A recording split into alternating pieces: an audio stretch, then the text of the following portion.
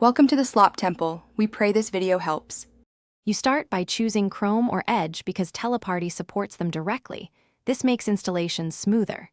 Sign into your browser profile so the extension and permissions persist across devices. Once done, update the browser to the latest version to avoid compatibility errors, then close extra tabs to reduce memory use.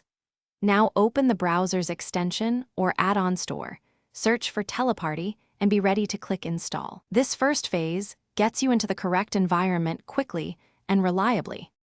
You will click Add to Chrome or Add to Edge and accept the minimal permissions Teleparty requests. Those let it create party links and sync playback.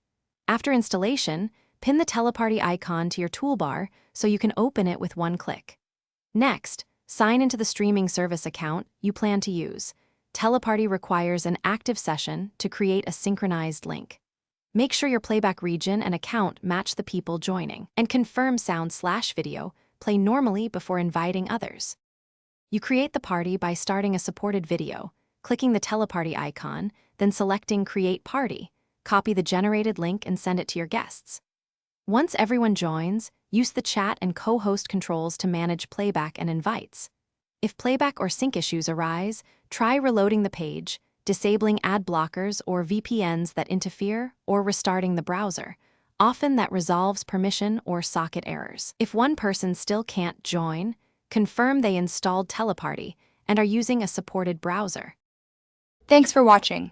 Consider subscribing if we helped you.